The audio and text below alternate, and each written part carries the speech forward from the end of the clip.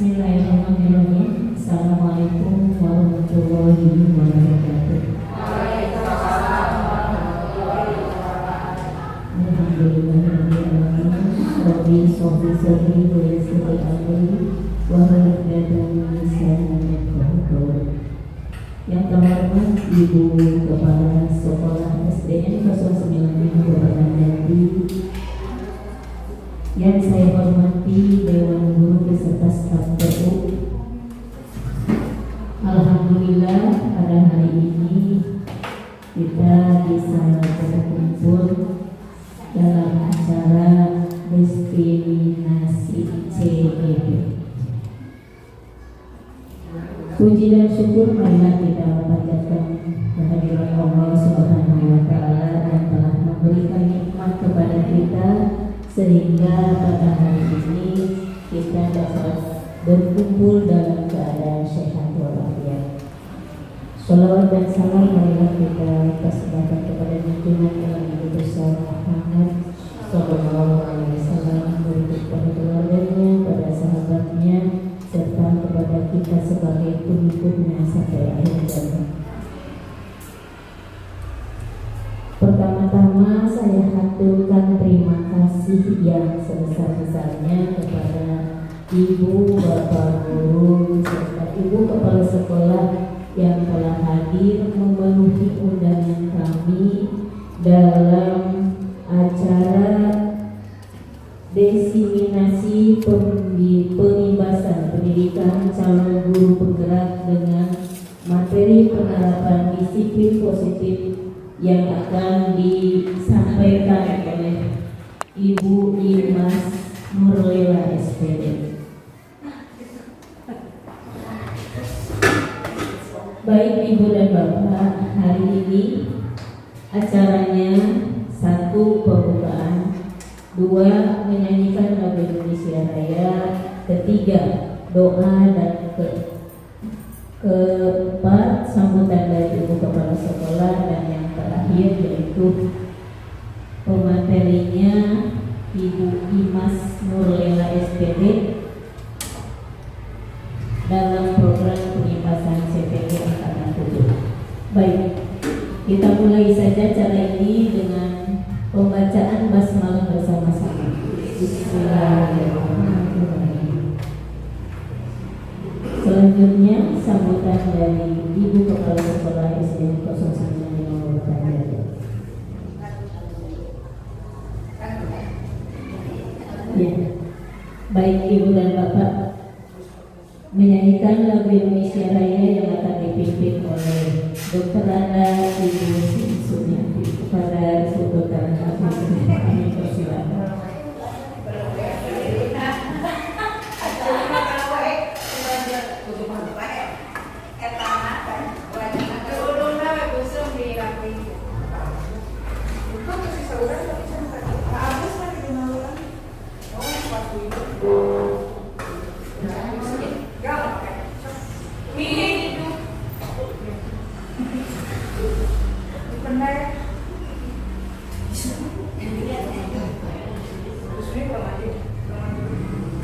Hiduplah Indonesia Raya. Indonesia tanah airku, tanah tumpah darahku. Di sanalah aku berdiri, jadi pandu hidupku. Indonesia kebangsaanku, bangsa dan tanah airku. Marilah kita berseru, Indonesia bersatu. Hiduplah tanahku, hiduplah negeriku, bangsaku raya.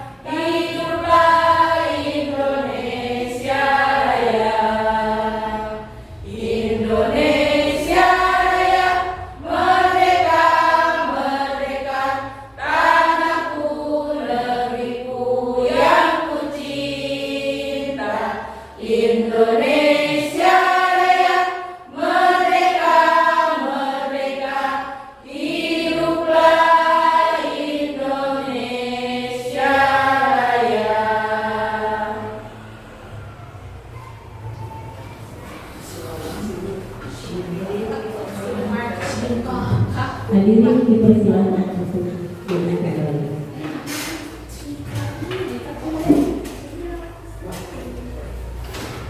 Baik Ibu dan Bapak sekalian, untuk selanjutnya supaya kita dalam acara ini lebih berkah lagi, maka kita berdoa dulu yang akan dipimpin oleh Ibu cucu kalian. Karena beda. Kepada Ibu cucu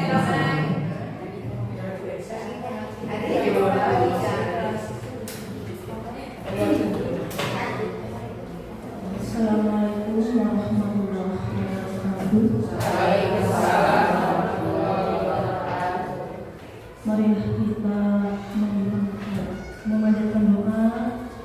Semoga kegiatan kita pada hari ini diberikan kelancaran serta keberkahan.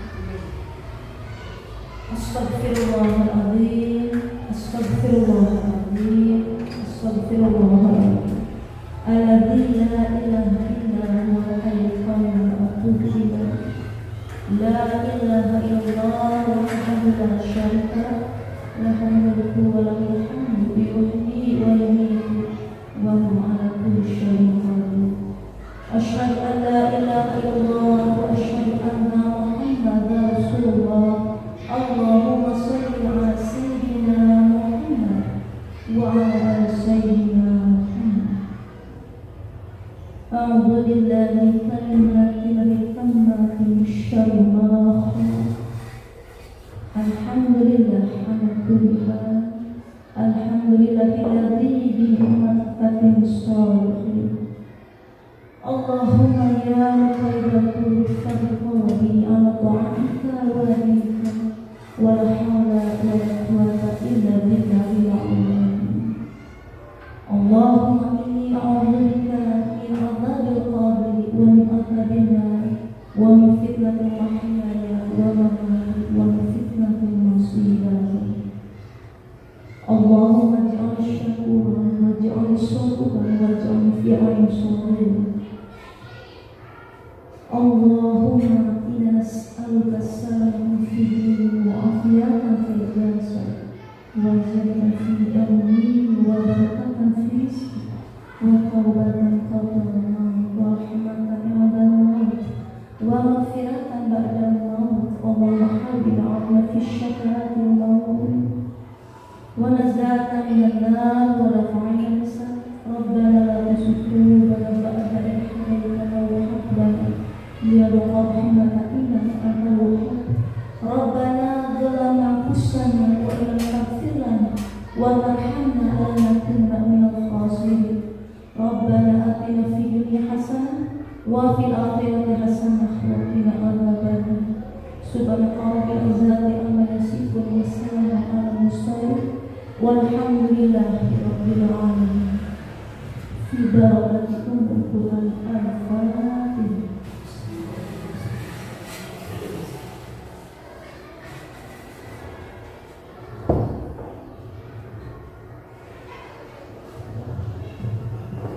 Terima kasih. Wassalamualaikum warahmatullahi wabarakatuh. Terima kasih kepada Ibu Cucu SPD yang telah memimpin doanya. Mudah-mudahan pada akhirnya kita dalam acara ini diberikan kemudahan, keberkahan dan kelancaran. Amin ya Allah ya Rabbal Alamin. Selanjutnya sambutan dari Ibu Kepala Sekolah SD 09 kepada Ibu Elisa SPD yang dipersilakan. Assalamualaikum warahmatullahi wabarakatuh. Waalaikumsalam warahmatullahi wabarakatuh.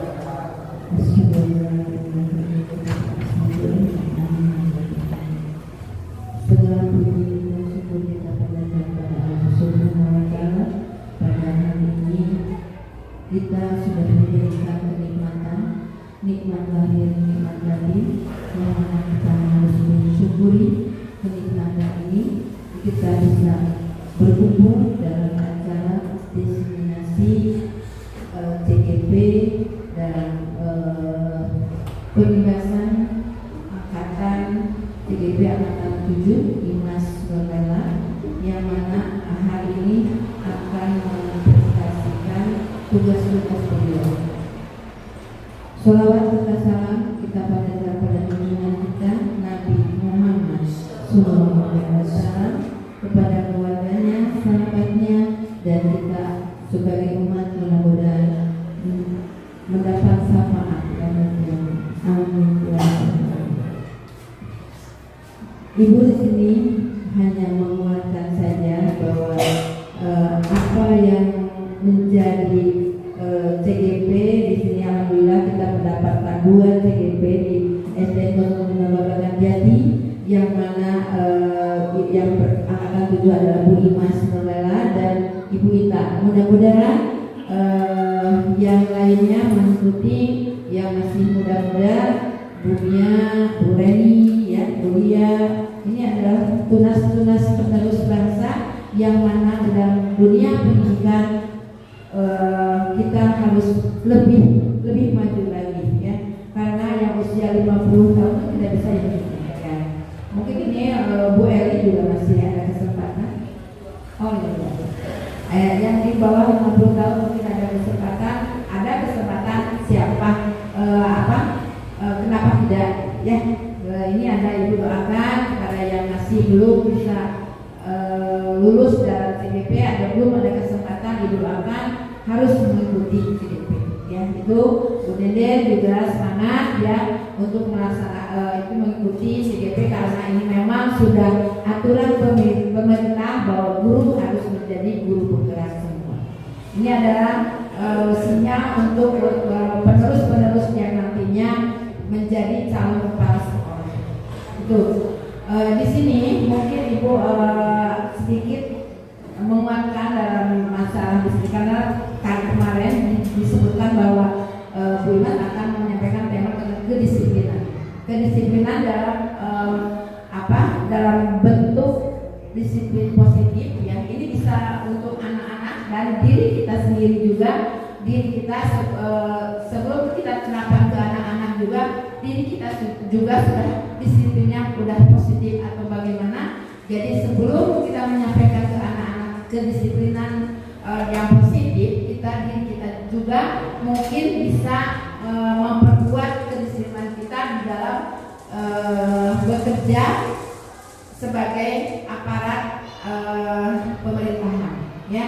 Karena di sini dalam sekarang tidak ASN, belum bisa masuk ASN yang tiga juga, karena di pemerintahan juga mungkin lebih bijaksana. Nantinya mungkin setahun 2 tahun juga pemerintah akan ada perubahan, siapa tahu kan tidak akan menjadi ASN. Itu tidak bisa jadi kalau hanya berdoa, ya, kita bekerja, kita kedisiplinan kita harus diperkuat lagi. Anak-anak kita juga kedisiplinan juga harus diperkuat lagi. Inilah nanti yang dipaparkan oleh Bu Imas, bahwa apa sih kedisiplinan yang positif ini, gitu kan. Nanti Bu Imas mungkin yang lebih ini juga sebagai ilmu pengetahuan bagi kita semua, ya, bukan hanya untuk anak-anak saja, bagi kita bekal kita bahwa adanya guru penggerak di sini akan menambah pengalaman ilmu yang kita belum dapatkan atau belum sempat membaca, ya. Sebetulnya banyak di Google juga kalau kita rajin melihat ilmu yang baru dari Google juga. Nah, inilah mungkin apa yang dipaparkan Bu Imas itu menjadi kita simak. Kalau di teori SR, ya, realitas atau kebutuhan itu dianggap sama. Semua orang sama memiliki kebutuhan. Kebutuhannya makan sama kebutuhan makan, ya. Tapi pada teori kontrol kebutuhan kita itu berbeda. Belum tentu orang itu ketika lapar dia makan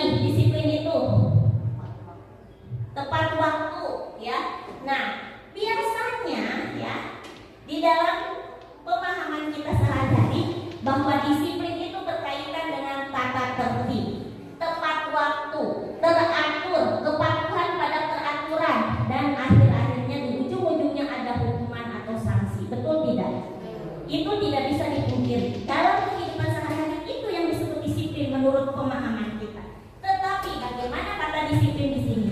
Kata disiplin dimaknai menjadi sesuatu yang dilakukan seseorang pada orang lain untuk mendapatkan kepatuhan. Ini masih konteks disiplin menurut kita ya, keseharian kita.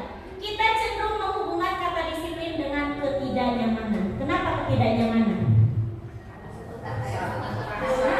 Ada tata tertib, ada keteraturan, harus tepat waktu, harus patuh.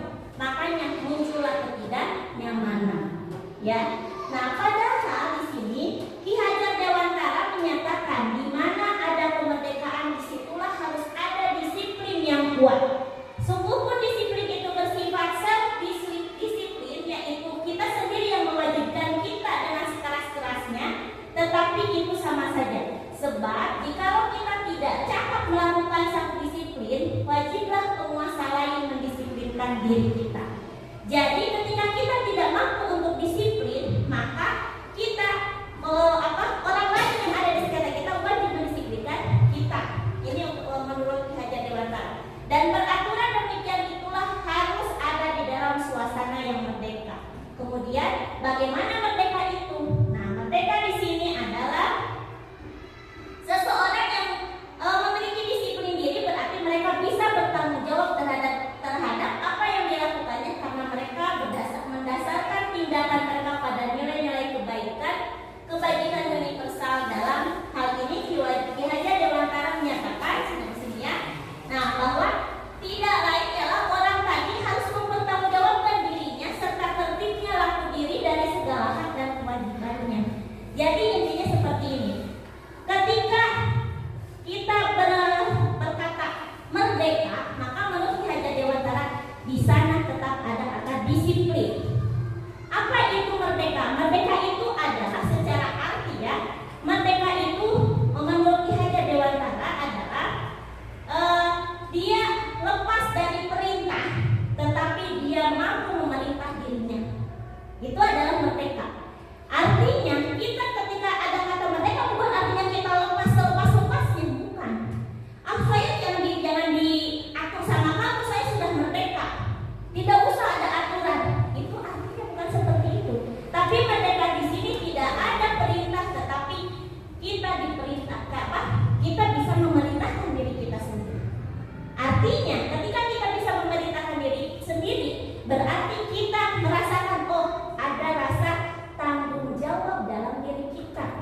Ketika tanggung jawab sudah tertanam dalam diri kita, maka disiplin akan muncul. Itu yang disebut dengan disiplin. Apa buktinya? Ketika kita misalnya datang ke sekolah karena kita merasa tanggung jawab, mau itu ada kepala sekolah berdiri di depan gerbang atau tidak, tapi kita tetap datang ke sini sesuai dengan aturannya, sesuai dengan waktunya, yaitu jam 7 misalnya. Paling telat pukul 7. Kenapa? Karena rasa disiplin dalam diri kita sudah tertanam, tanggung jawab dalam diri kita sudah muncul. Ada kewajiban yang harus kita penuhi. Nah, di sanalah gitu ya. Disiplin itu artinya seperti itu. Kemudian sebagai pendidik, tujuan kita adalah menciptakan anak-anak yang memiliki disiplin diri sehingga mereka bisa berperilaku dengan mengacu pada nilai-nilai kebajikan universal dan memiliki motivasi intrinsik bukan ekstrinsik. Ingat di sini. Jadi ketika ada disiplin itu sudah muncul dalam diri kita, maka itu sudah menjadi motivasi intrinsik. Motivasi yang ada di dalam diri, bukan karena dituntut besok harus jam 7 datang ke sini. Kalau telat lihat saja dihukum. Itu betul besok datang jam 7. Tapi itu hanya untuk dalam waktu yang singkat. Hanya nantinya gitu lagi. Kenapa? Karena belum ada motivasi dalam dirinya. Seperti itu. Sama dengan guru, jangan disangka guru pun seperti itu ya. Kita pun sebagai pendidik seperti itu. Kalau disiplin atau rasa tanggung jawab belum muncul dalam diri kita, maka kita cenderung biarin, tidak ada yang menegur, biarin saja, tidak ada kepala sekolahnya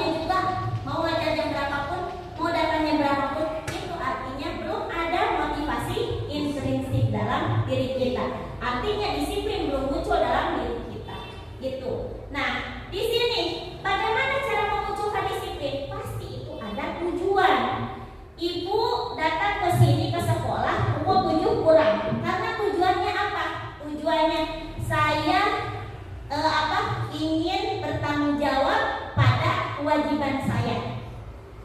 Untuk mengajar berarti tepat waktu, untuk disiplin, untuk menjadi panutan bagi anak-anak. Artinya itu disiplin di sana tujuannya menyangkut pada nilai-nilai kebajikan. Ya, tidak ada yang menyalahkan bahwa oh begitu mah salah, kudu nama ulah gitu, jenanya datang ka dieu teh ke sekolah teh harusnya mah karena ada ibu kepala sekolah. Enggak. Yang namanya nilai-nilai kebaikan universal itu semua orang memahami bahwa itu benar. Semua orang tanpa membedakan suku, ras, bahasa dan sebagainya, nilai-nilai kebaikan universal itu dianggap benar. Contohnya tadi, Kuremi datang ke sini buru-buru jam 7 kurang oke. Padahal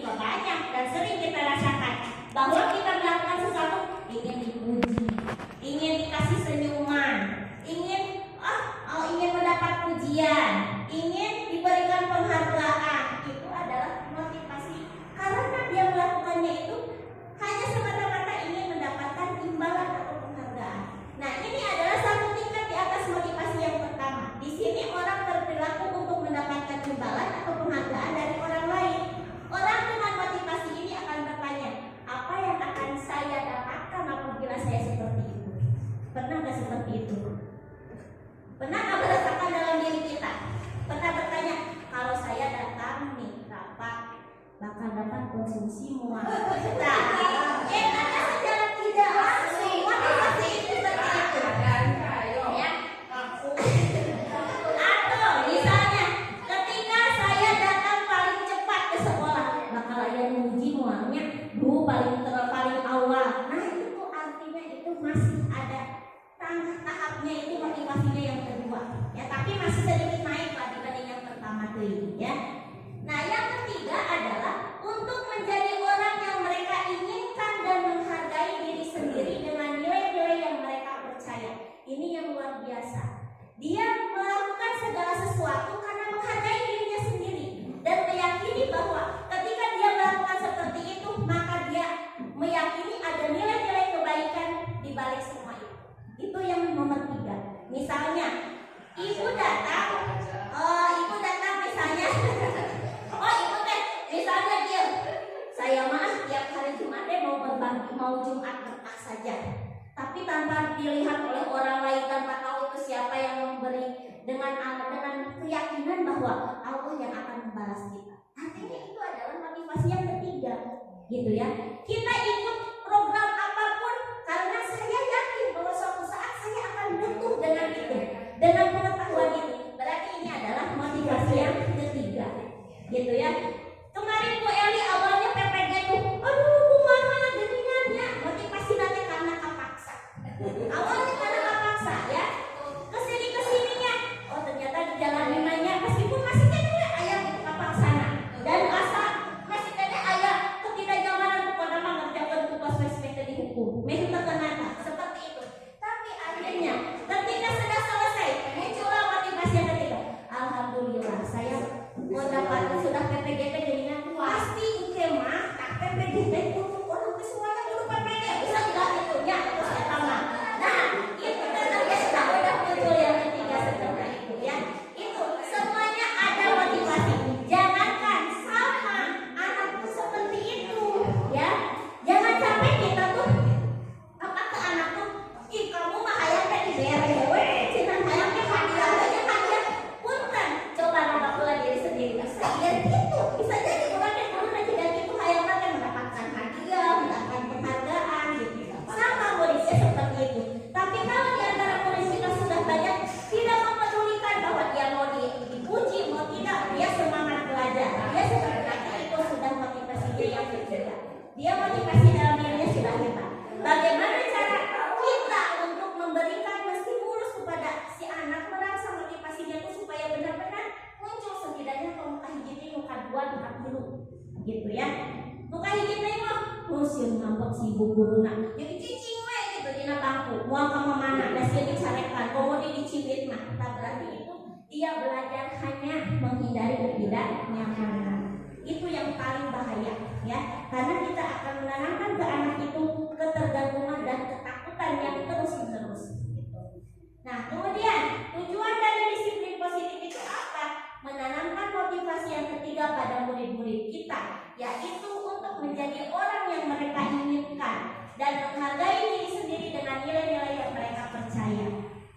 Ketika murid-murid kita memiliki motivasi tersebut, mereka telah memiliki motivasi intrinsik yang berdampak jangka panjang. Motivasi yang tidak akan terpengaruh pada adanya hukuman atau hadiah. Ini yang luar biasa. Mau capek ibu kudu moalnya permen tiap hari doang, ya. Komodi Bureni setiap hari dengan terus kudu diolo dan sebagainya. Tapi kalau sudah muncul motivasi yang ketiga, itu luar biasa, ya. Insya Allah semuanya kita berusaha untuk seperti itu. Nah sekarang hukuman versus penghargaan. Menurut Karim Purwanto, hukuman adalah penderitaan yang diberikan atau ditimbulkan dengan sengaja oleh seseorang, baik itu orang tua, guru dan sebagainya, sesudah terjadi suatu pelanggaran, kejahatan atau kesalahan. Sedangkan penghargaan adalah salah satu alat pendidikan. Jadi maksud dari penghargaan adalah sebagai alat untuk mendidik supaya anak merasa senang karena perbuatan atau pekerjaan yang mendapatkan penghargaan. Ini secara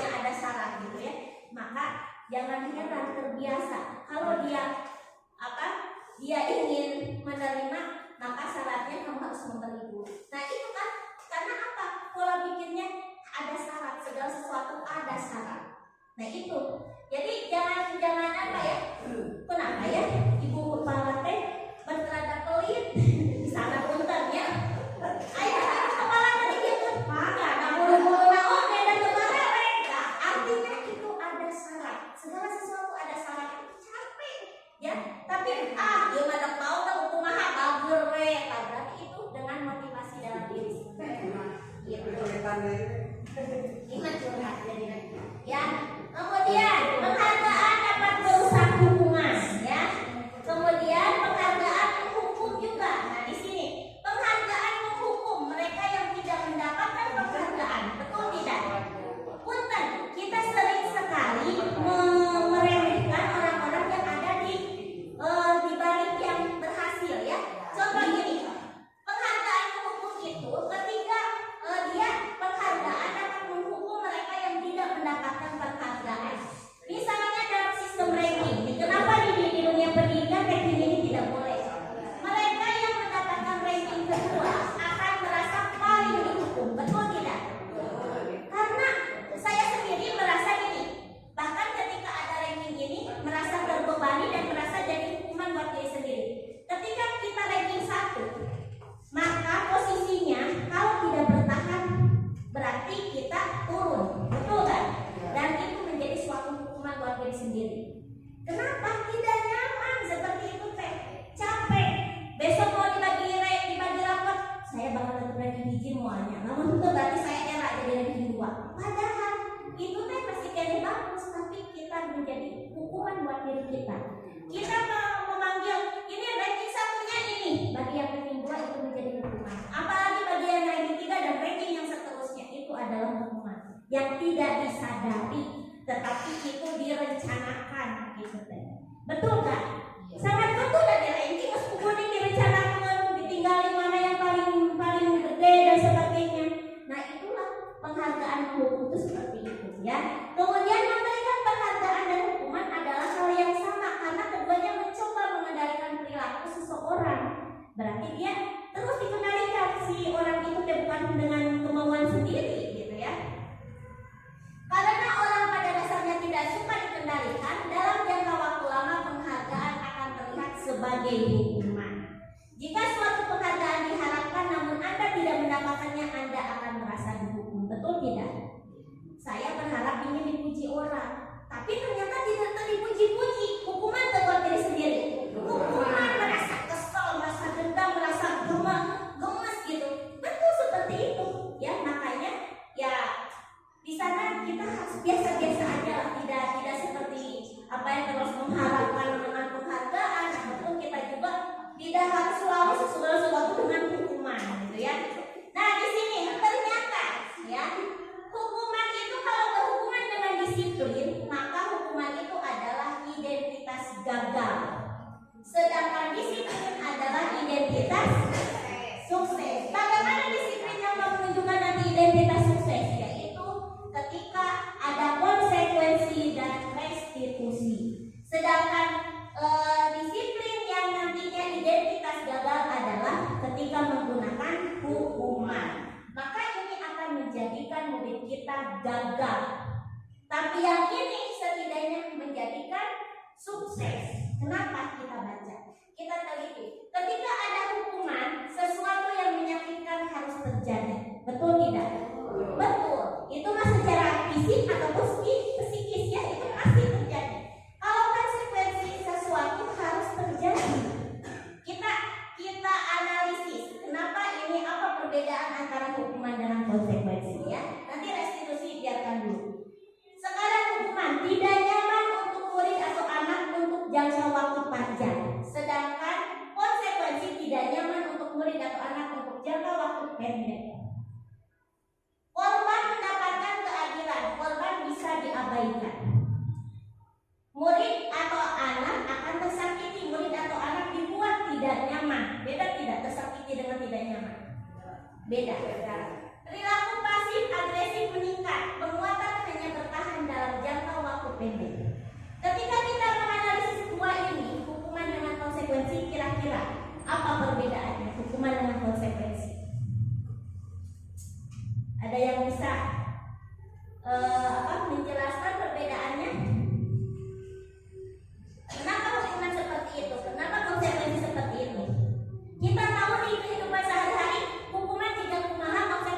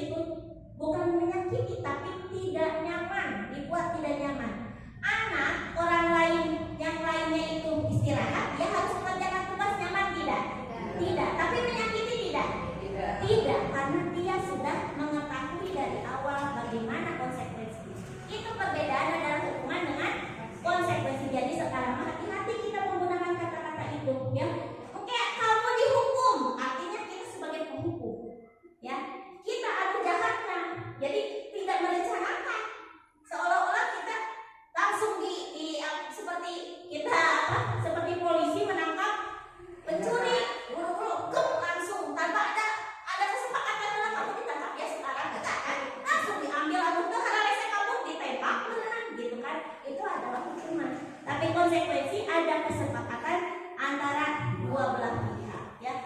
Kemudian apa itu restitusi? Kalau restitusi itu diberikan pilihan, dikembalikan lagi kepada anak, itu restitusi. Nah ini nanti kita akan khusus ya membahasnya.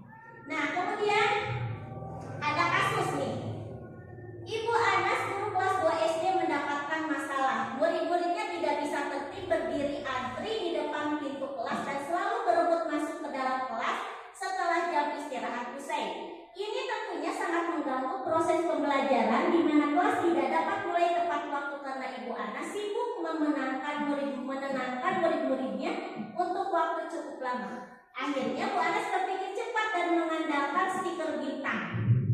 Setiap murid-murid akan masuk kelas usai jam istirahat, Bu Anas akan mengiming-imingi murid-muridnya dengan stiker bintang. Siapa yang dapat berdiri lurus dan berbaris rapi antri di depan pintu dapat bintang dari Bu Anas. Sebagian besar murid-muridnya menyambut tantangan tersebut dan langsung berdiri rapi di depan pintu agar mendapatkan stiker bintang. Hal ini terus dilakukan selama Bu Anas ada.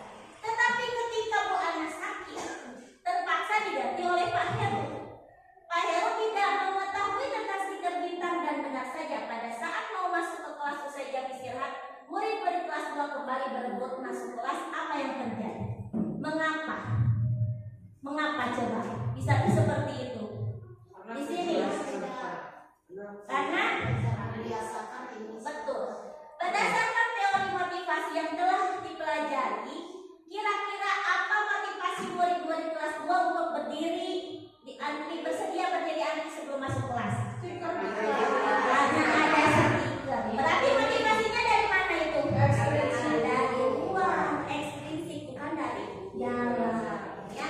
Adakah cara lain agar murid kelas 2 bersedia antri di depan kelas tanpa diberi penghargaan stiker bintang? Ada tidak cara lain supaya murid kelas 2 diberi apa? Bisa berdiri rapi tanpa diiming-imingi stiker bintang? Bisa, pasti bisa. Caranya bagaimana? Ya dengan motivasinya. Dengan memotivasinya, kemudian mengarahkan dulu, mengingatkan dulu. Betul, itu adalah bagaimana kita menanamkan motivasi intrinsik dalam diri anak. Kemudian, nah sekarang ada permainan sebagai bentuk apakah itu hukuman atau konsekuensi, ya. Nanti kita nah ini adalah, coba kita jawab sama-sama ya. Ada permainan di sini. Itu sudah nggak ada ini ya. Ada dua. Oke, siap. Yuk kita jawab sama-sama. Adi terlambat masuk sekolah dan disuruh guru piket berdiri di pinggir lapangan. Itu hukuman atau konsekuensi? Nah, kita klik hukuman. Betul tidak? Betul. Ya. Kemudian lanjutkan. 100 sore. Ya. Sekarang lanjut. Pertanyaan kedua. Karena ramai saat upacara, Devi diminta hormat bendera selama 10 menit. Hukuman atau konsekuensi? Apa? Ayo. Karena ramai saat upacara, Devi diminta hormat bendera. Hukuman. Coba kita klik hukuman. Betul? Betul. Hebat. Ya. Kemudian selanjutnya. Ayo. Lama amat. Ya, Andi tidak sengaja menyenggol gelas minum Adi hingga mejanya basah. Bu Afi meminta Ani mengelap meja Adi. Kita klik. Oke. Ya. Kemudian, nah, sekarang lagi. Oh, ada bonusnya. Bonus. Kita pilih yang mana? Coba yang mana coba cari yang di mana ayana. Ayo, di mana? Ayo. Di mana?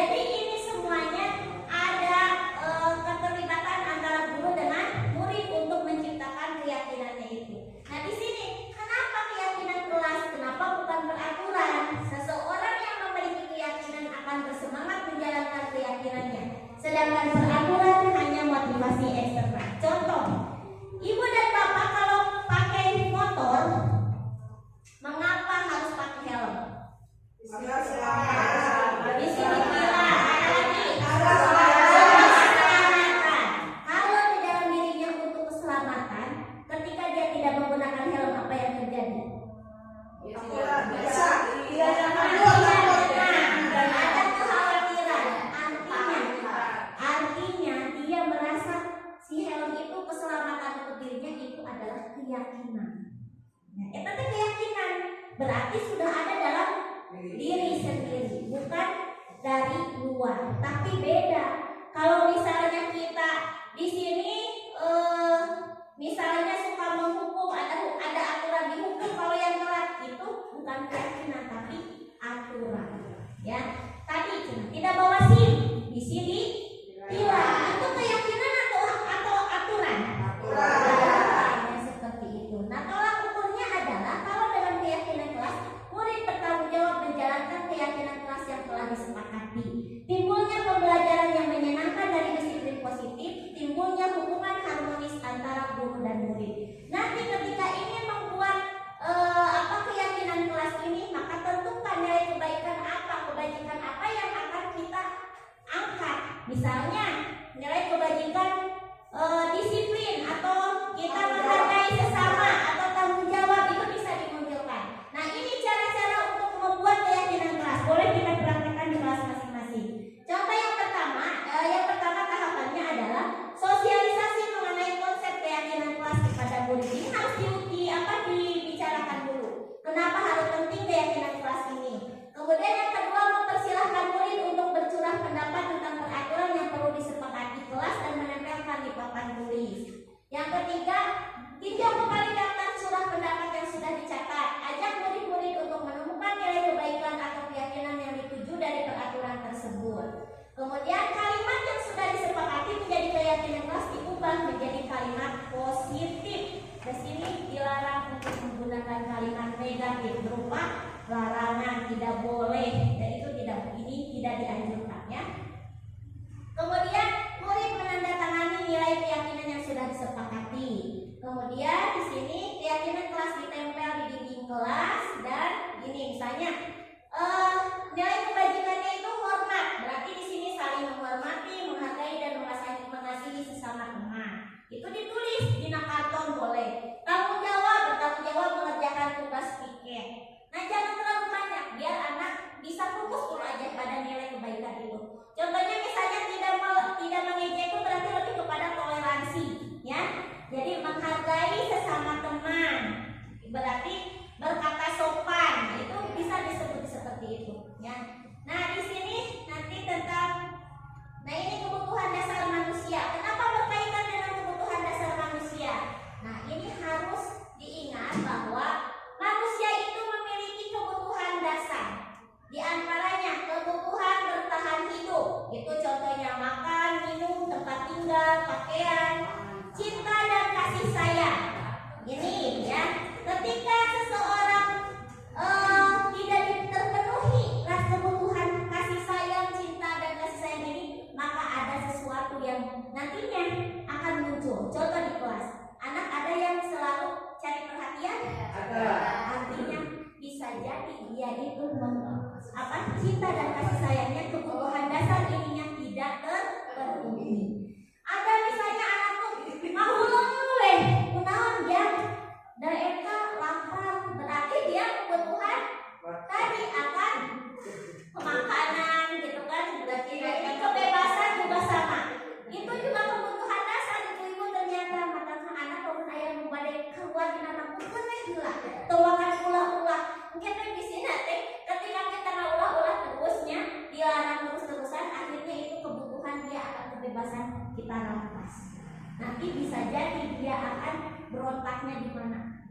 Jadi ketika ada sesuatu di lapangan itu atau di kelas itu, kita kembalikan kepada kebutuhan dasar ini. Kira-kira mana nih? Kenapa anak ini bisa seperti ini? Berarti ada kebutuhannya tidak terpenuhi. Kalau kita mau orang dewasa, terus nyari perhatian ke suami teh, artinya berarti ada sesuatu yang tidak terpenuhi. Gitu ya? Gitu. Cuma kita curhat. Ya. Aktualisasi ini juga sama, ya. Kemudian yang terakhir adalah kesenangan. Ini kesenangan itu suatu kebutuhan juga.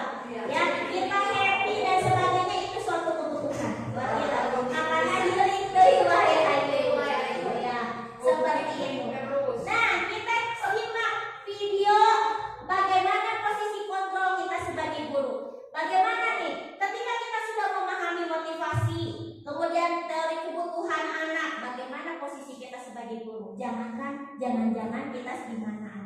jangan nantinya gitu ya. Nah, coba kita tonton ya. Sampai ya. Di kopi gelas. Tadi teh anu paling di mana aja? Bukan yang di tewas aluna. Itu di rumah. Itu batuan. Tapi harus dapat dulu. Masalah ini. Harus diaduk. Kamana di sini aja lah ini videonya.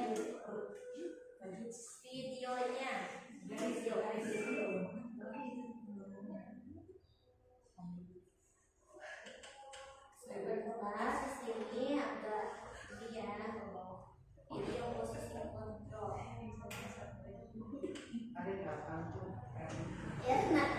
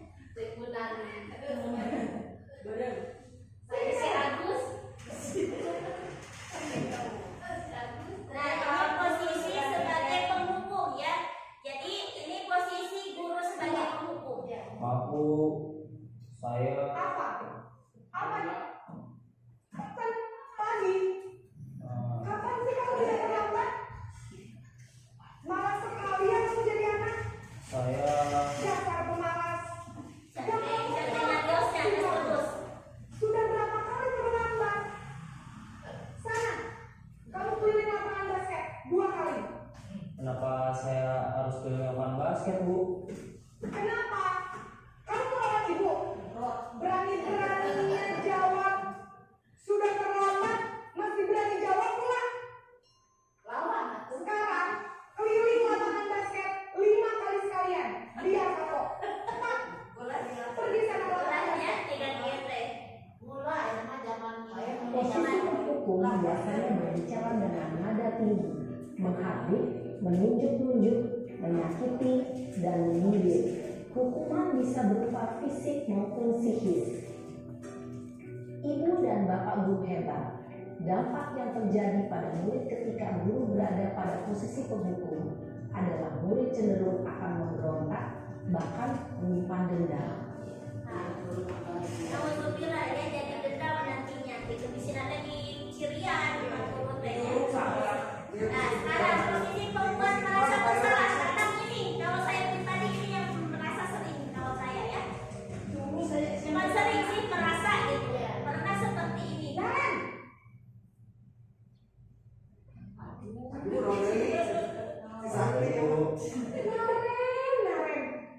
kamu kenapa terlambat lagi, nak? Ya Tuhan, Naren. Kamu senang ya bikin ibu susah ya?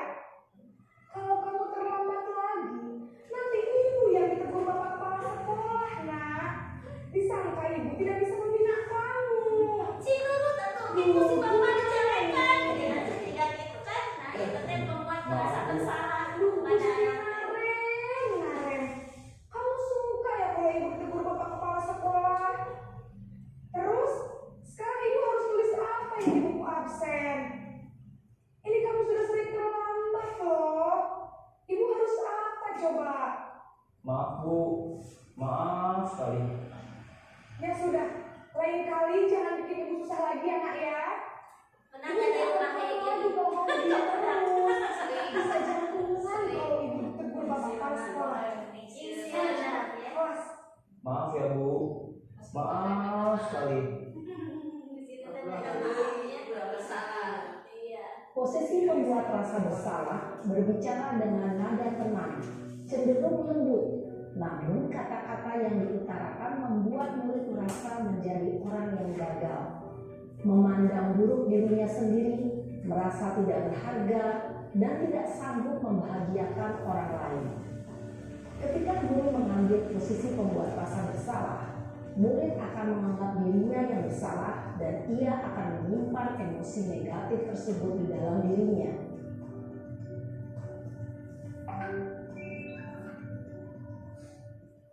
Nah, ini yang ketiga, posisi teman. Guru sebagai posisi teman.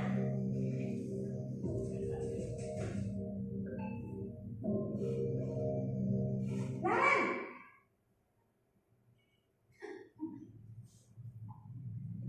Selamat pagi Bu.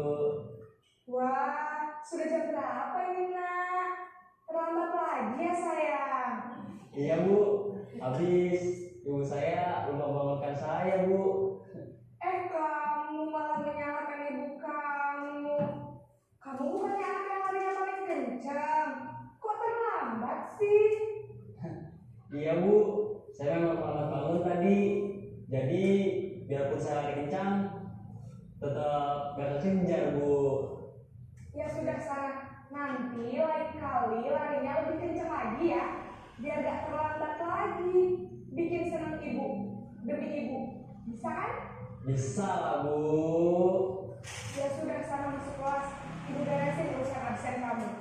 Kamu ini ada-ada saja. Dalam posisi teman, guru berbicara dengan nada suara ramah, akrab, cenderung bersenda gurau untuk menjaga suasana tetap santai. Murid akan merasa senang, aman, dan akrab dengan guru. Identitas yang tercipta adalah identitas sukses atau berhasil. Nah, setidaknya Namun, ini yang setidaknya karena posisi ini masih dorongan eksternal, maka Tetapi ada masih faktor eksternal. ketergantungan dari murid kepada Motivasi. orang tertentu. Di sini guru absennya, sehingga di lain waktu murid bisa berperilaku baik, namun hanya kepada orang-orang tertentu saja. Nah, gitu. Jadi dia hanya akan baik kepada orang-orang tertentu saja yang dianggap teman oleh dia. Betul. Nah, ini sebagai pengawas atau monitor.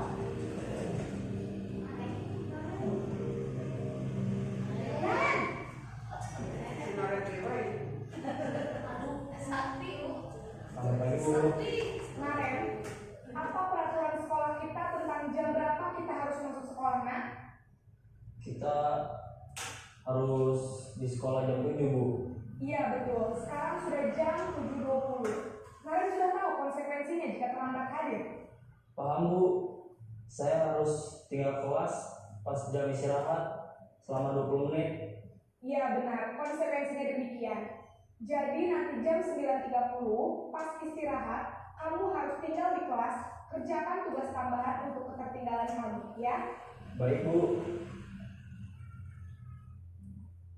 Posisi pemantau mengandalkan penghitungan atau data untuk mengontrol murid. Guru mengarahkan murid berdasarkan peraturan dan konsekuensi. Seorang pemantau menunjukkan bahasa tubuh dan ekspresi wajah yang datar dan cenderung formal. Nah, sekarang yang terakhir adalah posisi manajer. Ya.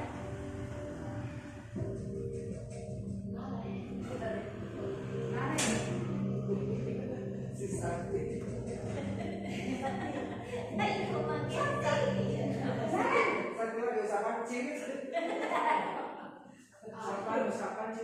Selamat pagi Bu. Selamat pagi Maaf Bu, saya terlambat. Iya, sekolah masuknya jam 7, sekarang sudah jam 7.20. Jadi sekarang bagaimana ini, Naren? Maaf Bu, saya lupa setel alarm saya semalam. Baiklah, menurut kamu, keyakinan sekolah yang mana yang perlu kamu tingkatkan? Menghargai diri sendiri dan orang lain mungkin ya Bu. Setuju. Jadi, apakah Naren meyakini prinsip saling menghormati tersebut? Iya Bu, saya meyakininya. Apakah Naren bersedia memperbaiki masalah keterlambatan ini? Bersedia Bu. Bagaimana kamu akan perbaiki masalah keterlambatan ini? Saya akan coba untuk tidak lupa menyetel alarm saya Bu. Baik, kalau Naren mau menyetel alarm di rumah, ada orang yang kira-kira bisa bantu mengingatkan tidak? Ada Bu, kakak saya, Kak Emma. Ada lagi selain Kak Emma? Selain Kak Emma, ada ibu saya. Baik, jadi yang mengingatkan Naren adalah Kak Emma dan ibu kamu ya? Kira-kira akan mulai set alarm kapan nih Naren? Setelah pulang sekolah, akan segera saya lakukan. Baik, jadi Naren akan setel alarm untuk bangun besok pagi dan akan diingatkan oleh kakak dan ibunda Naren ya. Ada lagi yang mungkin perlu dilakukan Naren agar tidak terlambat bangun lagi? Tidak ada Bu. Baik Naren, terima kasih untuk kerjasama kamu. Sekarang kamu perlu kembali ke kelas untuk belajar. Baik Bu, terima kasih.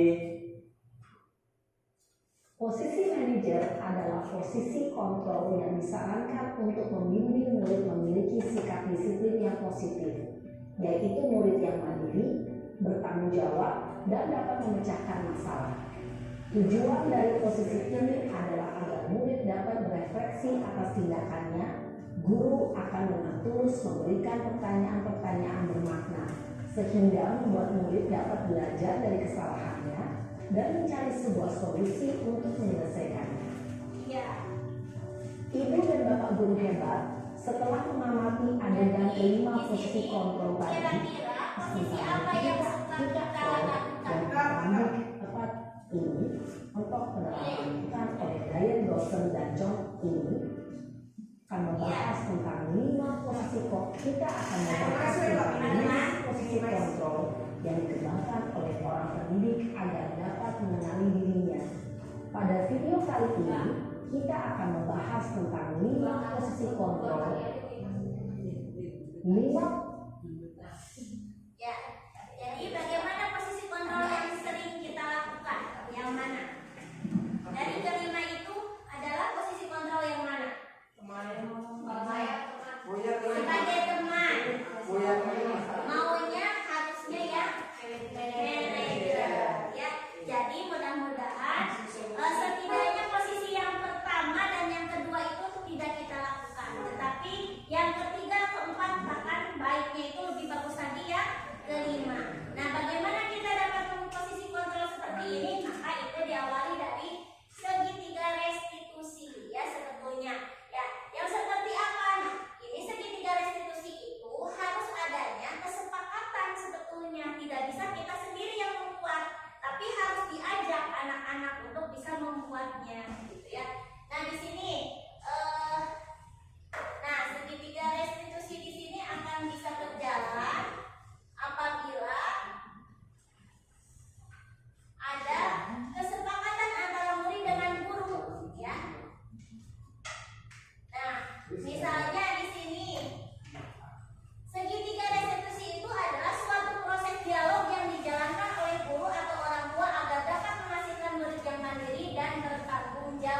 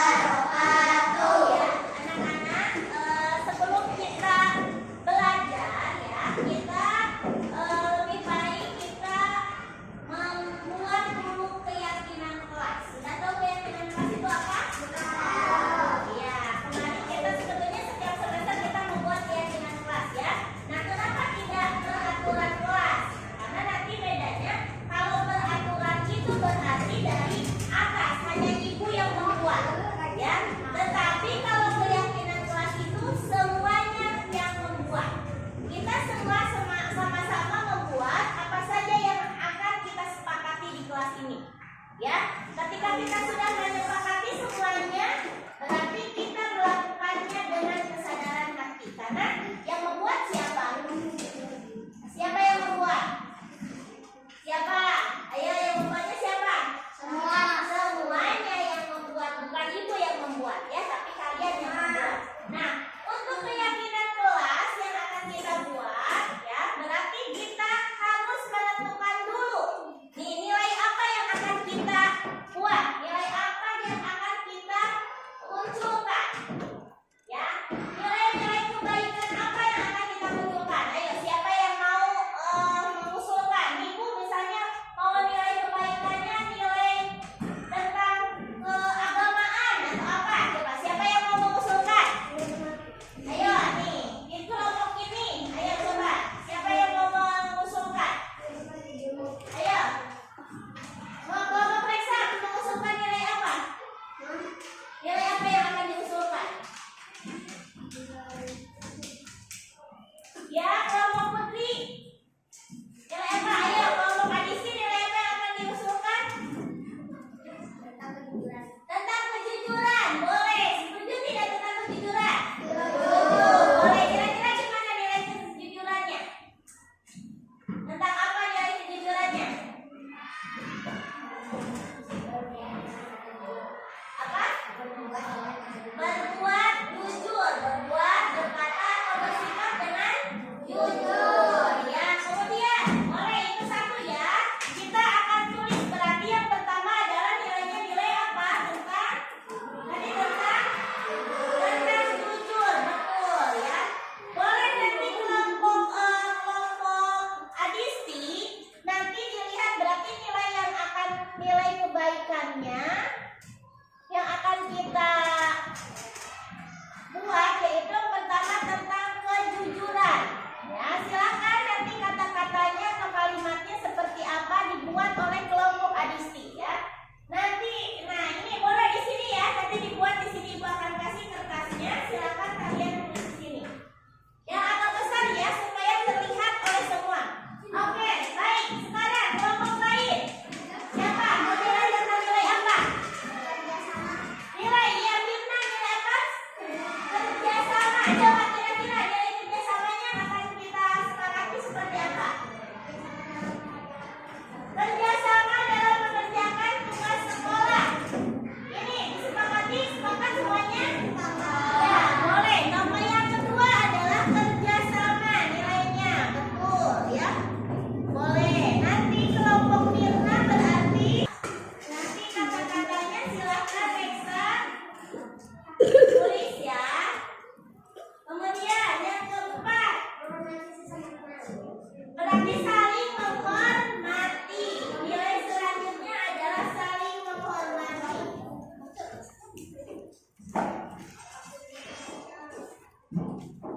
Kebaikan ini silakan kalian buat menjadi kalimat positif yang nanti akan kita sepakati menjadi keyakinan kelas kita ya, yang akan kita sepakati selama 1 semester ke depan. Kita sepakati nilai kebaikan ini. Jadi setiap kelompoknya ditulis sini ya, silakan kalimat positifnya kalian tulis. Ayo.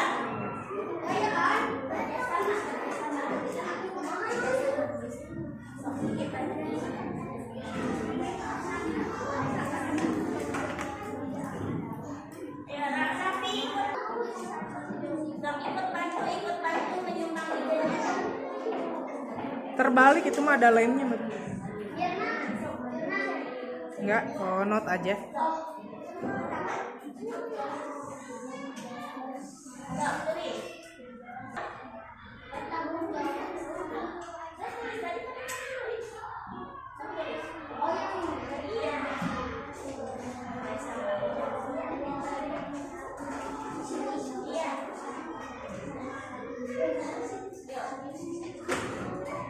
Ayo yang sudah. Nah, ini nilai kebaikan apa? Tentang apa? Kejujuran. Boleh di sini ditempel. Ya. Nah, di sini ditempel.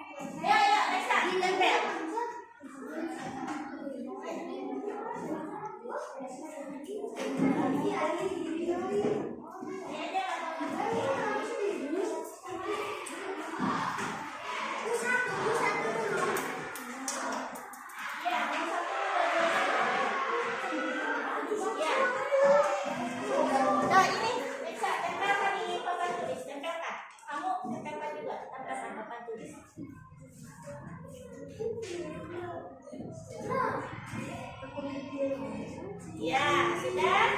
Siapa yang belum? Sinta mau nempelin? Siapa lagi yang mau nempel? Ya, boleh Rizky. Ya, semua. Oke. Kalau sudah silakan perwakilan dari setiap kelompok menandatangani di depan. Atau semua kita baca dulu ya. Pertama, ya ayo didengarkan semuanya. Kelompok Sansan sudah selesai? Sudah, ayo didengarkan. Ya. Yang pertama adalah nilai kerjasama. Di sini dibuat ya kalimatnya kerjasama dalam mengerjakan tugas sekolah. Sepakat? Sepakat semuanya?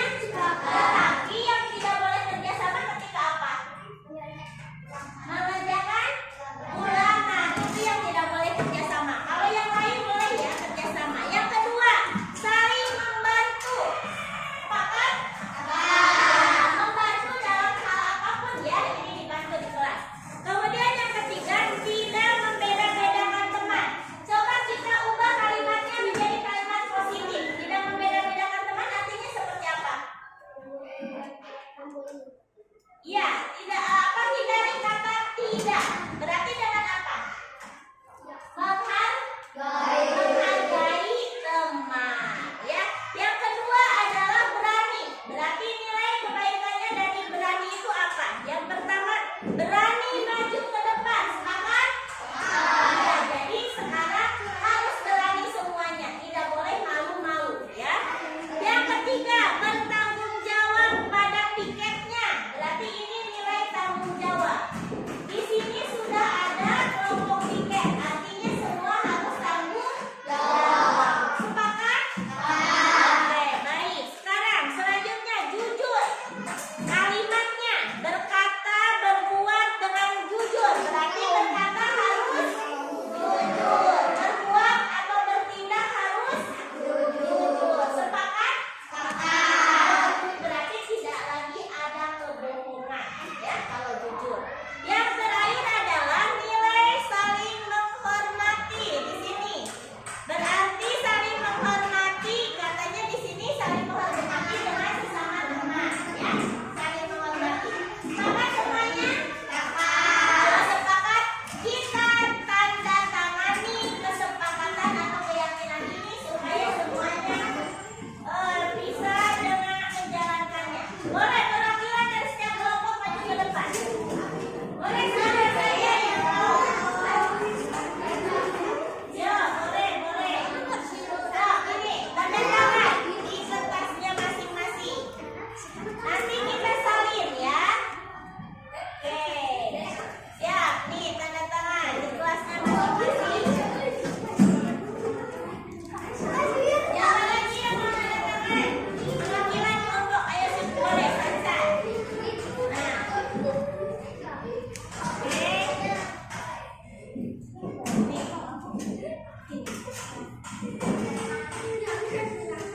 Ya, oke, terima kasih.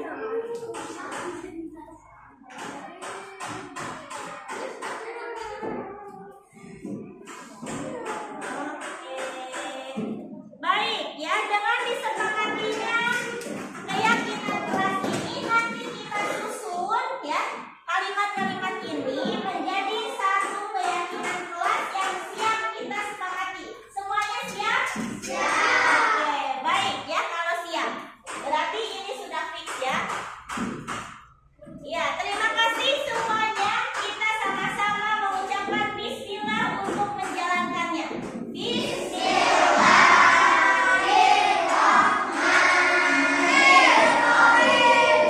semangat.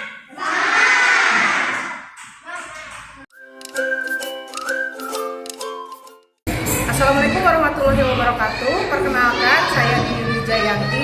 Saya rekan sejawat dari Ibu Imas Nurlela. Saya akan memberikan testimoni mengenai sosialisasi pembebasan CGP terhadap budaya positif. Guru-guru sudah melaksanakan kegiatan sosialisasi tersebut, dan dengan adanya kegiatan sosialisasi tersebut, memberikan dampak yang sangat positif terhadap rekan-rekan sejawatnya Ibu Imas Nurlela. Mudah-mudahan dengan adanya sosialisasi tersebut, kami dapat mengaplikasikannya di sekolah kami. Terima kasih.